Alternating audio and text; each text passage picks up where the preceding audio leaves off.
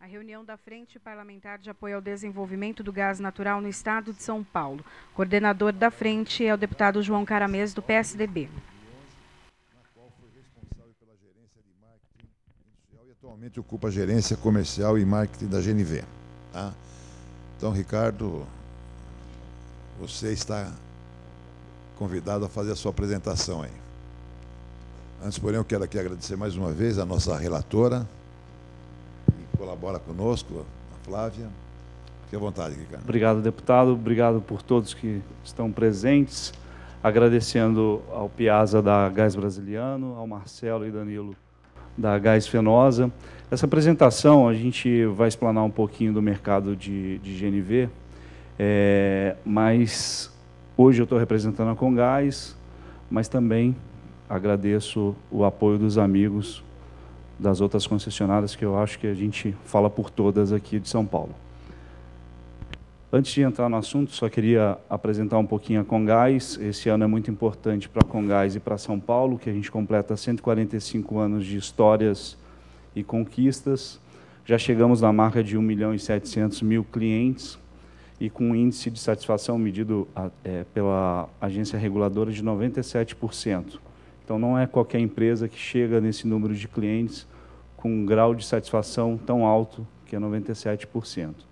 Estamos presentes em 80 municípios, temos 15.000 quilômetros de rede e geramos 4.500 empregos diretos e indiretos.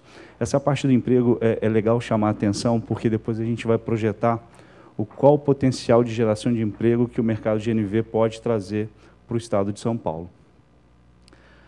Aqui já abrangendo, né, o mapa de São Paulo, a divisão entre as três concessionárias, mas o que eu queria chamar a atenção aqui é que a posição de São Paulo ela é muito estratégica. Hoje a gente recebe suprimento de gás pela Bolívia, pelo Rio de Janeiro, tem a questão agora do pré-sal, o gasoduto de Taubaté.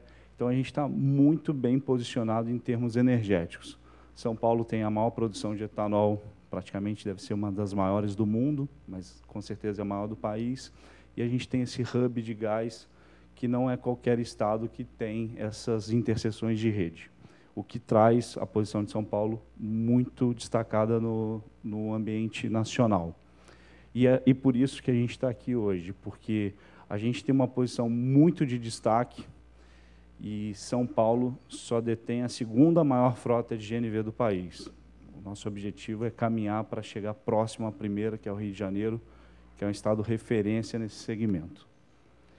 Entrando aqui no mercado de GNV, eu gostaria de explanar alguns números, até para tirar algumas dúvidas sobre o mercado.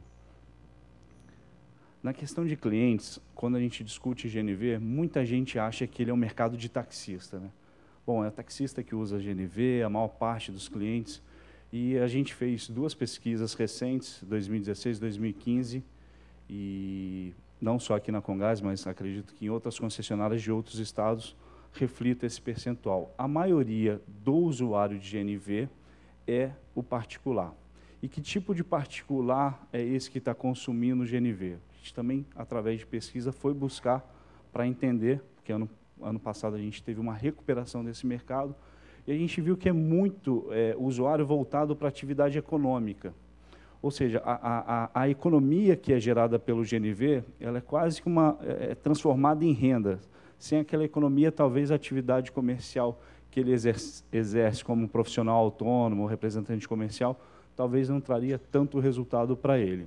Então, é nesse nicho que a gente quer focar hoje, que é o mercado particular.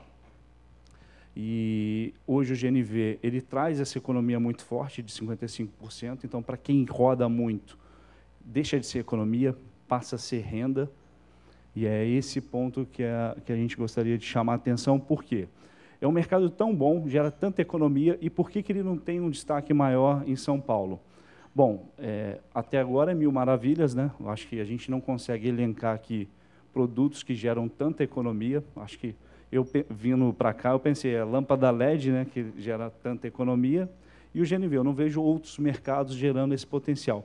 E por que ele não alavanca? Porque você tem um investimento inicial alto. Hoje a gente está no mercado de São Paulo, que é o preço de etanol mais barato do país. Então, tem uma série de fatores, tem a inspeção anual, que aqui não existe, mas para o gás existe, e isso traz uma segurança para o segmento muito forte.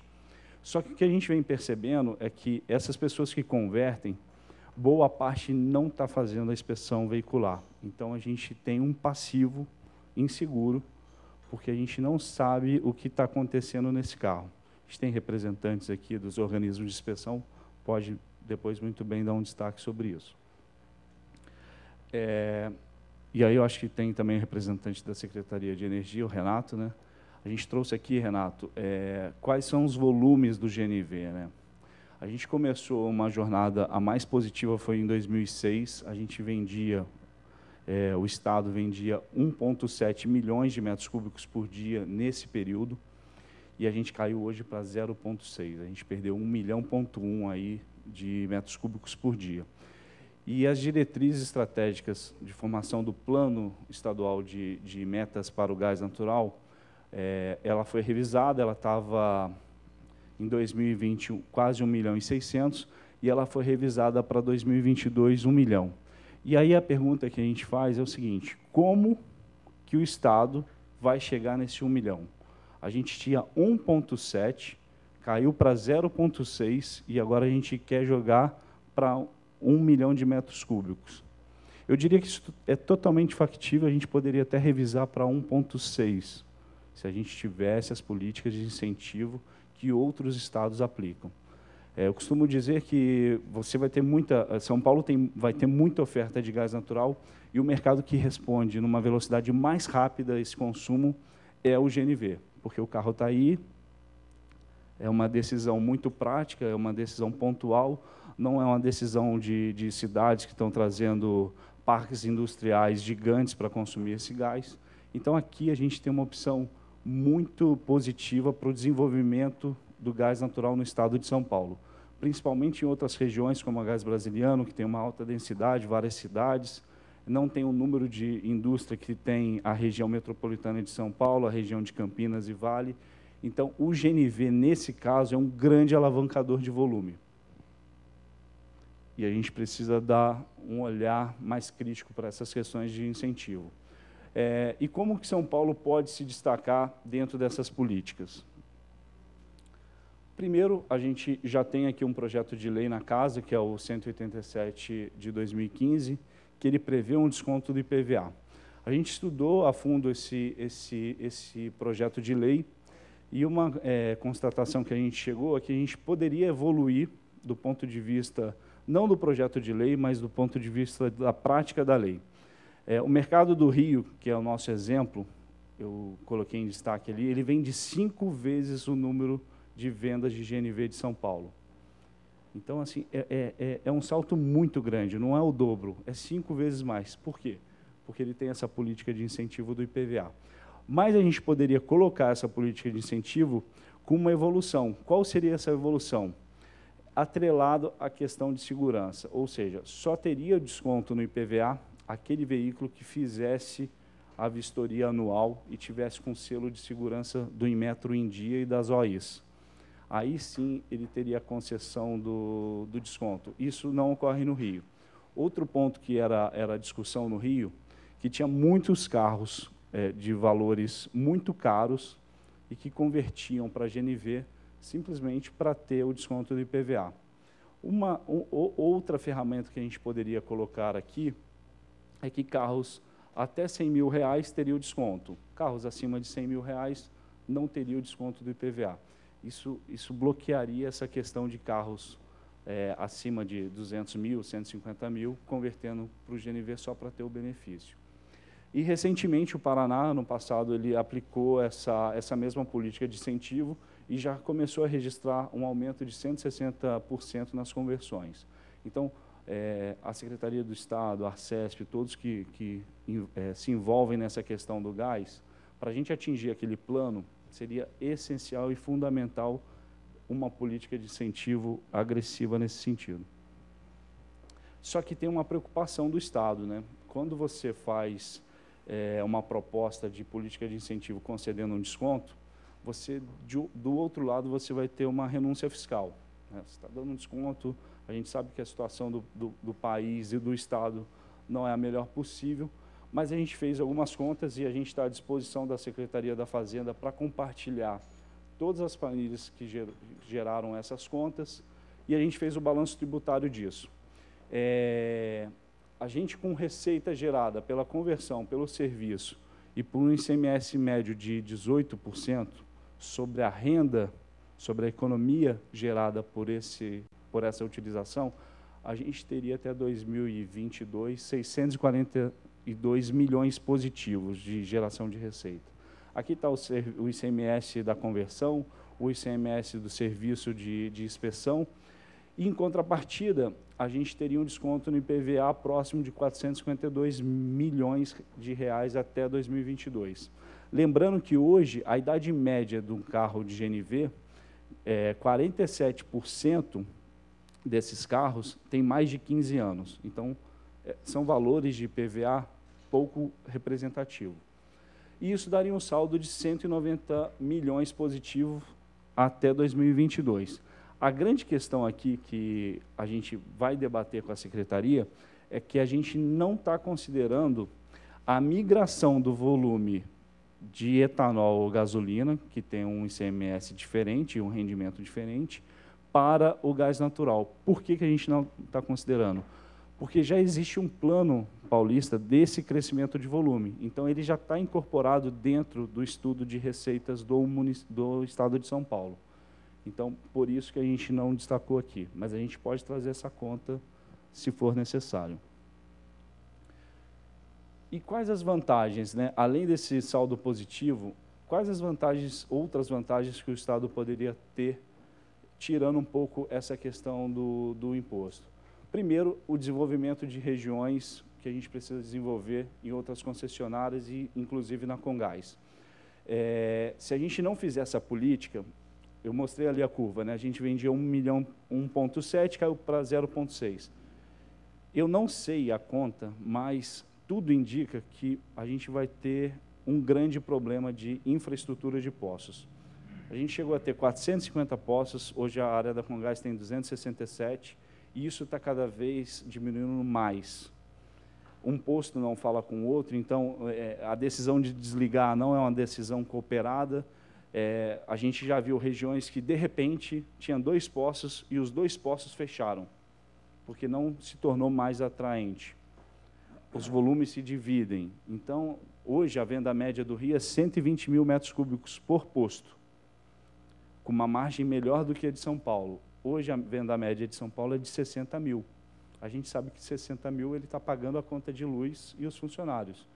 Então, se a gente não tomar nenhuma atitude esse ano, para entrar no ano que vem de uma forma diferente, com política de incentivo, seriamente corre o risco do GNV acabar nos próximos anos, chegar a 2022, não ser 1 milhão e ser 0.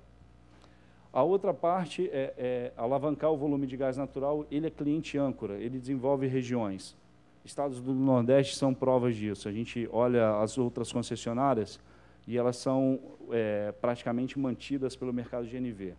Quando você cresce esse mercado, você também dilui a margem das concessionárias de outros segmentos. A geração de emprego, para chegar a 1 milhão de metros cúbicos por dia, geraria 7 mil empregos diretos. Isso imposto de combustível, convertedor, organismo de inspeção, requalificadoras de cilindro. Então, tem uma geração de emprego importante também. E a geração de renda, que entrou naquela conta anterior, que a economia gerada gera 3,6 bilhões de economia para o usuário. Se a gente colocar que ele volta para a economia aquilo e uma taxa de ICMS média de 18%, ele está agregando naquela primeira coluna que a gente fez. Então, é muito dinheiro em jogo, é um mercado que pode contribuir muito para o Estado, não só nessa questão de emprego, mas na questão de desenvolvimento da cadeia do gás. E não distante, hoje o Eduardo da Scania também está presente, obrigado, Eduardo. A gente já vem, pelo menos há 3 anos, discutindo, e aí é no âmbito municipal, a questão de transporte público, mas eu quis trazer essa discussão para casa, porque São Paulo hoje, a cidade de São Paulo, ela é espelho para todas as regiões. Então, tudo que é feito de política de transporte público em São Paulo acaba sendo replicado em outros estados, outras cidades. Em São Paulo, a gente tem as maiores montadoras de ônibus do país. A gente tem a Scania, a gente tem a BYD, a gente tem a Mercedes. Então, se a gente conseguir promover esse mercado de ônibus, e isso vai se refletir em outros estados, São Paulo também ganha em receita, porque é aqui que vai ser produzido os ônibus. E a Scania é uma prova disso. Ali é uma foto, já é um ônibus que já está rodando aqui em São Paulo, ele é 100% a gás natural e biometano, que é um novo combustível para os próximos anos sustentável. E aqui é um pouquinho dos números da Scania, né? Esse ônibus ele já vem numa geração que não é atribuída ao Brasil, só à Europa, ele já é um Euro 6, enquanto no Brasil é o Euro 5. E às vezes a gente se gaba dizendo que o Brasil está no Euro 5, acabou de mudar para o Euro 5, e esse ônibus já é Euro 6. Qual a diferença? Ele vai emitir muito menos poluente. Algumas cidades que a gente destacou aqui, que vale lembrar, Los Angeles, ela toda não tem o número de ônibus de São Paulo, são 2.200 ônibus, mas 100% a gás natural. E entre outras próximas aqui, Lima, no Peru, a Colômbia, em Cali também tem ônibus a gás, e não só nos primeiros mundos. E a vantagem do ônibus a gás, a gente destaca duas.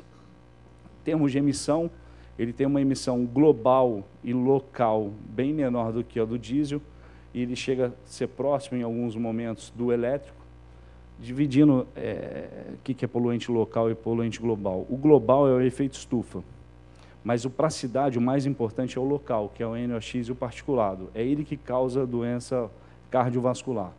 E a questão da tarifa, a gente já provou por testes, existe uma empresa que já fez um trabalho para a MTU também, que chama Sistrans, e viu que o custo do quilômetro rodado do gás natural é o mais baixo. Mas por que a gente precisa de incentivo nesse mercado, sendo que o custo do quilômetro rodado dele é mais baixo? Porque ele é uma tecnologia nova no Brasil. Então, ele não, comparado ao ônibus a diesel, que já tem escala, a sua linha de produção já está paga, ele tem um custo um pouco elevado, chega a ser 30% mais caro, não é isso, Eduardo? Entre 20% e 30%. Então, para todas as novas tecnologias e que trazem benefício social e econômico, a gente deveria ter um olhar de política de incentivo. E, basicamente, eu acho que eu fecho pedindo atenção, principalmente das secretarias envolvidas, que o caso do GNV é grave. Acho que a gente poderia fazer uma apresentação normal, dizendo que os benefícios, mas acho que a gente chegou num ponto, quando a gente olha os números, e isso assusta. Vem de 1,7, vem de hoje 0,6, e a gente quer crescer para 1. Acho que a gente tem que ter um grupo de trabalho, e agradeço, acho que a frente proporciona isso, mas se a gente não fizer nada, não vai existir plano de crescimento para 2022, 2029, porque esse mercado vai acabar tendo um colapso, principalmente na questão de infraestrutura. Se você pergunta para as pessoas por que você não converte, ele fala redução de imposto, perda do espaço porta-mala. Toda a questão do carro, ele acaba abrindo mão pelo benefício da economia de 55%. Mas chega uma hora que, perto da casa dele já não existe mais o posto, aquele que ele acostumava fechou, e aí ele tem a inspeção veicular do GNV, ela é muito rigorosa. Só para ter uma ideia, deputado, um carro hoje aqui em São Paulo, você paga, você recebe o documento em casa. O GNV ele tem que fazer uma inspeção que passa de 100 itens de segurança, ele não olha só o GNV. Então, se o pneu tiver careca ou falta de simetria, ele é reprovado. Então, ele fala, poxa, o meu GNV está em dia, mas eu chego lá, tem um probleminha no pneu, eu sou reprovado e não tenho mais documento. Quer saber? Eu vou tirar o gás, porque não vale a pena. Ou, é o pior caminho, ele deixa de fazer a vistoria. E aí a gente pode ter um risco que a gente não consegue medir. Semana passada explodiram carros no Rio e Rio Grande do Norte por ausência de vistoria. Um carro 7 anos sem vistoria, ficava na maresia, andava na beira do mar, e isso a gente não quer para São Paulo, porque no dia que acontecer um acidente em São Paulo, o mercado acaba do dia para a noite, e aí não tem nem essa rampa de anos. Então, uma maneira de trazer essa segurança para o mercado é colocar um incentivo, que, olha, vá lá que você vai ter um incentivo econômico para andar legalizado, para andar seguro. E tem todas as contrapartidas que a gente está à disposição de qualquer secretaria, para discutir, porque a gente acredita que é muito positivo as contrapartidas para alavancar o crescimento do GNV. E seria isso que eu tinha para falar e estou à disposição para qualquer tipo de pergunta. Muito bom. Por favor, vamos aqueles que quiserem falar, identifique-se e faça a pergunta, por favor, para a gente poder. Bom dia a todos. Sou Marcelo Napolitano, sou responsável da Gás Natural São Paulo do Sul, sou diretor da Gás Natural São Paulo do Sul. E reforçando também um pouco o que o Valejo tem falado, a Gás Natural São Paulo do Sul também, a Gás Natural Fenosa é responsável pela distribuição de gás no Rio de Janeiro.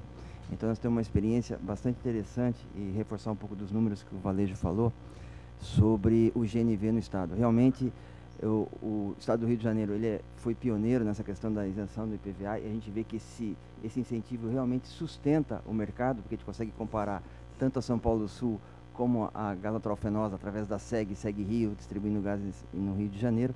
Nós distribuímos hoje lá 2.500.000 metros cúbicos dia só para o mercado de GNV. Estamos com uma frota de mais de 1.700.000 carros. É um mercado realmente que vem crescendo. Para ter uma ideia, deputado, ano passado nós tivemos 85.000 novas conversões, quer dizer, novos carros. Esse ano devemos fechar com 100.000 novas conversões. É claro que a questão da segurança, nós temos trabalhado, estamos conversando bastante com o Inmetro, realmente, semana passada, retrasada, teve uma explosão. Se a gente avaliar o que nós abastecemos de carros por dia, é pouco, né? E nós estamos trabalhando com o Inmetro, que é o responsável pela fiscalização, estamos criando procedimentos aí também para poder aprimorar um pouco mais essa questão da segurança. Então a gente vê que é um mercado que realmente vem crescendo, ele reage muito bem no Rio de Janeiro, quando a gente percebe que em outros mercados ele vem caindo. Nós aqui na São Paulo do Sul chegamos a vender quase 100.000 metros cúbicos dia, e hoje estamos com 30.000 metros cúbicos dia de venda nesse segmento. Então é um mercado que ele é bastante importante, ele ajuda o desenvolvimento, a cadeia emprega muita gente. Quer dizer, quando a gente fala de 100.000 conversões, quer dizer, imagina 100.000 conversões, é significativo. Nós, pela Gás Natural São Paulo do Sul e também com o Comgás e Gás Natural Fenosa, temos feito um trabalho de credenciamento dessas convertedoras para garantir uma qualidade, para que as pessoas entendam que esse é uma conversão bem feita também te dá benefício, você consegue ter uma boa alternativa de economia.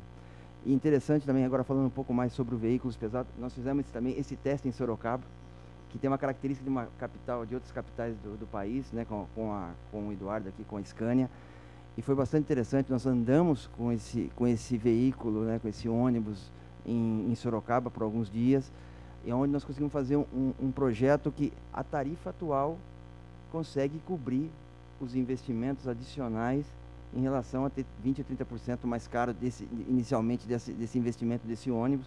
Então, quer dizer, hoje, mesmo tendo um ônibus com 20% a 30% a mais, a própria tarifa cobriria e colocaria essa condição desse ônibus dentro da cidade. Fizemos uns cálculos, o que reduziria de problemas de saúde com a questão das emissões é uma coisa fantástica. Muito mais que a economia em si, mas o que traria para a cidade seria uma coisa... Questão de qualidade de vida, né? Fantástico. Obrigado. Imagina. Gross. Bom dia, deputado. Bom dia a todos. Parabenizar aqui a apresentação, a apresentação que o Ricardo fez. Achei excelente. Eu já conhecia parte dela, porque a gente já está nisso há muito tempo. Mas agora, deputado, pedir o apoio da Casa, do deputado e da Secretaria de Energia, para que a gente possa sensibilizar também a Secretaria da Fazenda. Pedir ao Valejo, não quero questionar aqui os números que ele apresentou, mas abrir a planilha do Excel que ele chegou a essas conclusões para saber se realmente os parâmetros que nós adotamos estão corretos. A Secretaria da Fazenda poderia auditar esses números, ver, não, é isso mesmo ou não é, aqui você exagerou, aqui você foi tímido, então pode calibrar melhor, sensibilizar, botar ajuste fino para esses números, porque realmente é um ganho para o governo do Estado. Então, quando a gente fala em desconto ou em redução de uma tarifa de IPVA, assusta porque, estou metendo a mão no bolso do governo. Não se trata disso. Se trata de ter na balança a perda de um lado e o ganho do outro. No cômputo geral, tem um ganho. Então, a minha proposta é para o Ricardo aqui, abrir a planilha para levar para a Fazenda, se o senhor pudesse até ajudar uma reunião com o secretário da Fazenda, para a gente tentar sensibilizar a Secretaria e o Governo do Estado, e convidando também as outras duas concessionárias para que dê até o exemplo do Rio de Janeiro. A quantidade de veículos que roda lá com gás é incrível.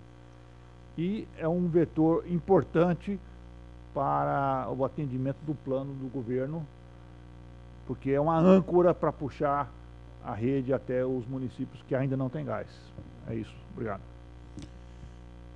Eu tinha aqui até anotado, o Gross, feito uma observação que eu queria colocar no final, exatamente fazer essa proposta de nós aí formarmos uma comissão aqui da frente, onde as 3 concessionárias podiam estar representadas, para que a gente fosse até o secretário da Fazenda para levar essa proposta a ele.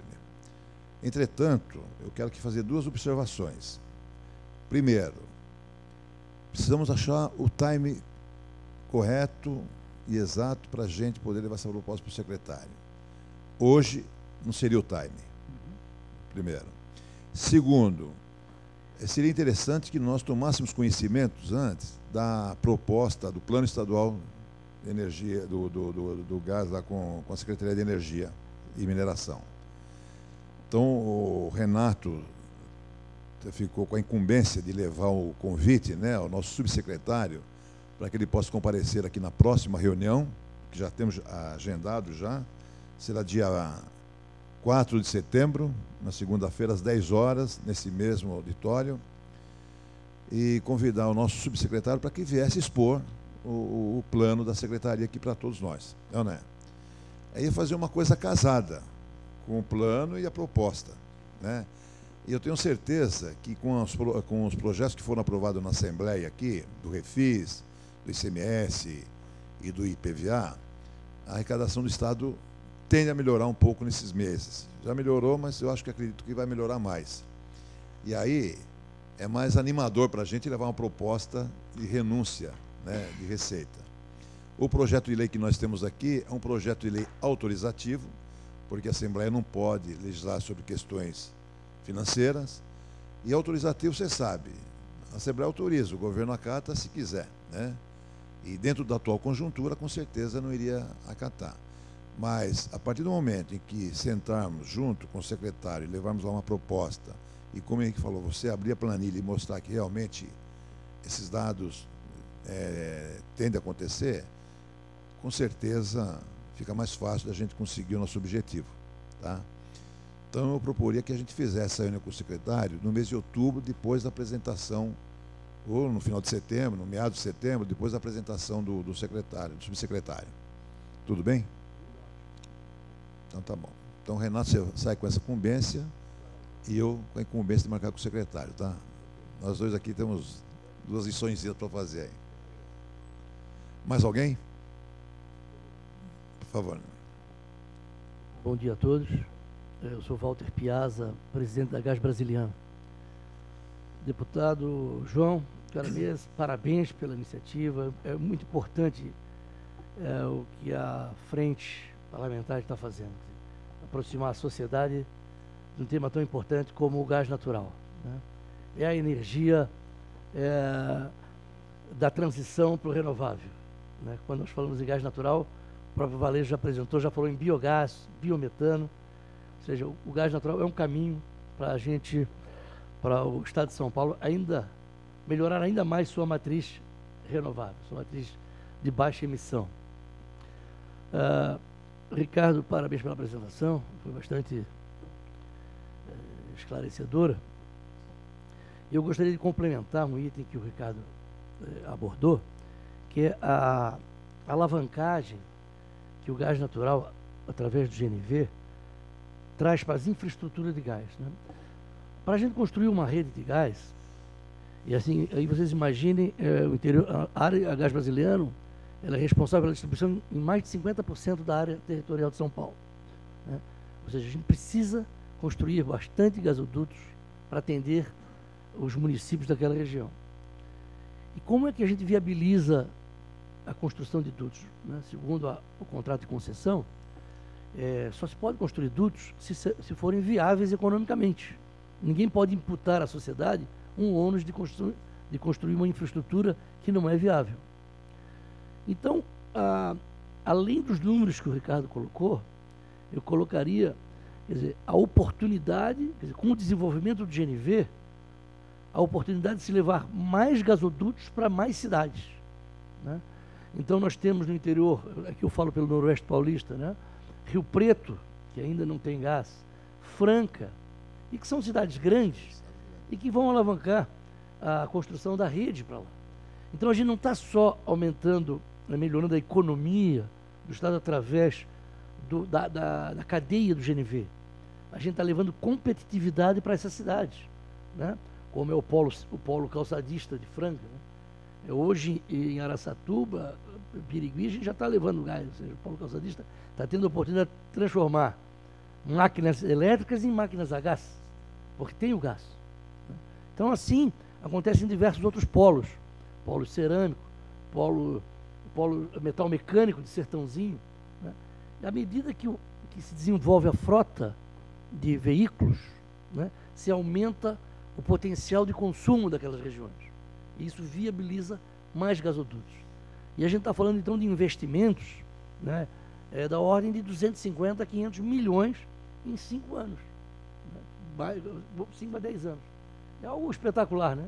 Então o GNV, inicialmente, quando estava no pico das vendas, em 2003 a 2005, né, alavancou muita rede de gasodutos, muita rede de distribuição.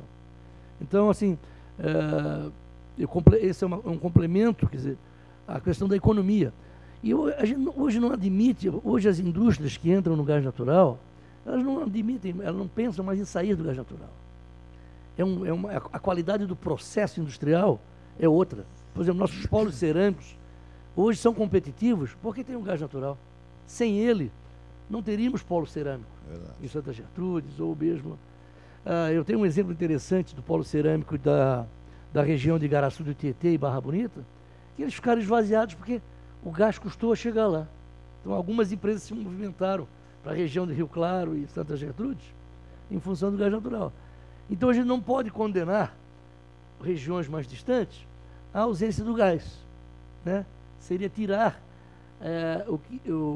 uma das grandes oportunidades que o gás traz, que é universalizar a competitividade e trazer diversidade industrial para as diversas cidades do interior. Isso é um caminho para esvaziar as metrópoles. Com certeza. Né? Então, esse era importante a gente comentar. E eu queria também, como a gente está na área forte do setor sucroenergético, então eu queria aproveitar e convidar todos, no período de 22 a 24 de agosto, em Sertãozinho, nós teremos a Fena Sucro.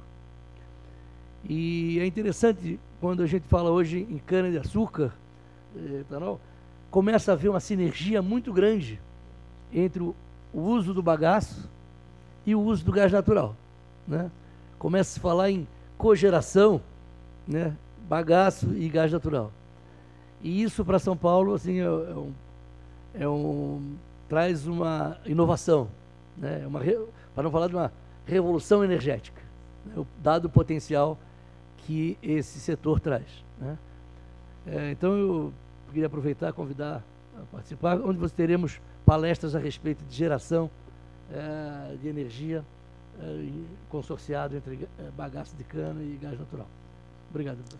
Eu pediria, Piazza, que você nos remetesse aí esse convite para que a gente possa transmitir a todos os membros da frente depois. Por favor, tá? Mais alguém?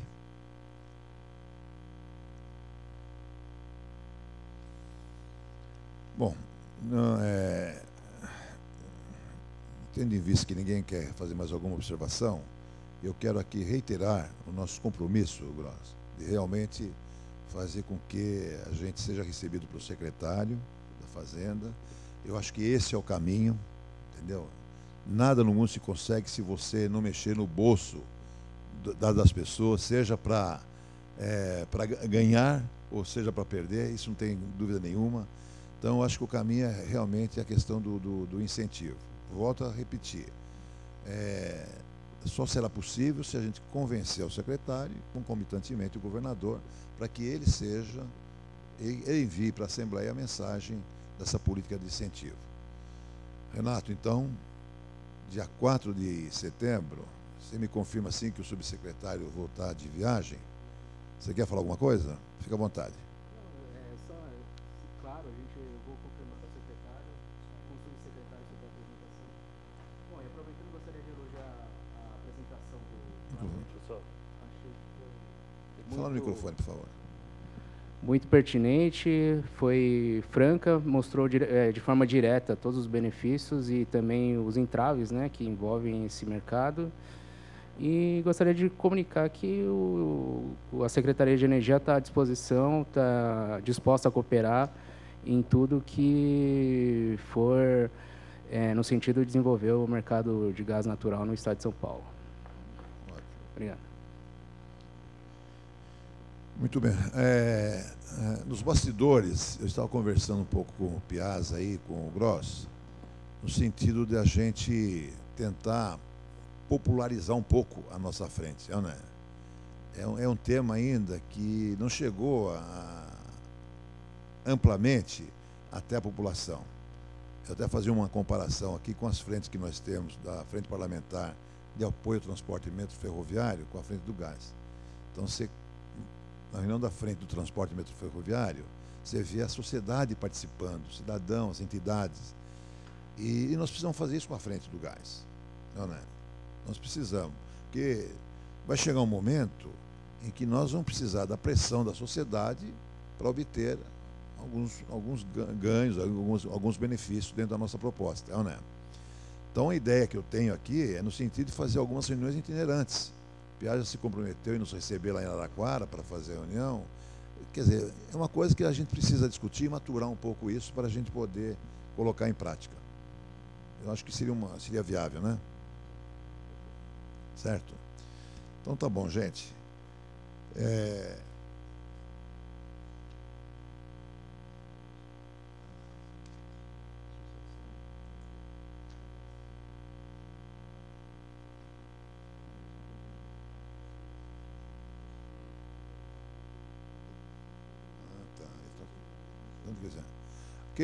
Quem é representante do Tucuxi aqui? Eu vou lá e tá. Caramba, nossa Itanhaém. É isso aí. Tá joia. Tá bom. Bom, obrigado pela presença, viu? Bom, gente, nós já estamos caminhando para o final da nossa reunião. Dia 4 de setembro, então, a próxima reunião. E está aqui para a gente discutir o tema. A sugestão é receber o subsecretário para que ele possa fazer a apresentação.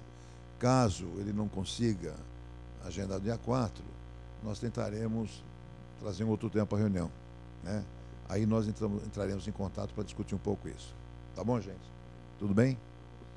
Então, nada mais havendo, Muito obrigado. declaro encerrada a nossa segunda reunião aí da frente. Tá bom? Obrigado pela presença de todos, gente.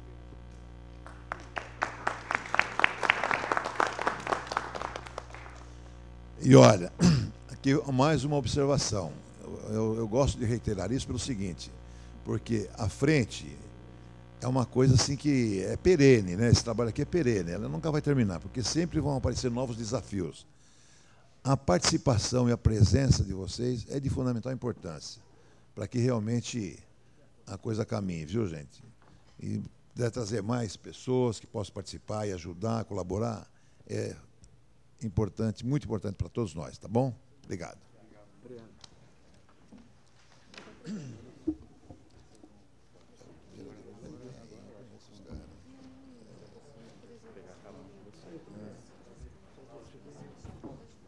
Termina agora a reunião da Frente Parlamentar de Apoio ao Desenvolvimento do Gás Natural no Estado de São Paulo.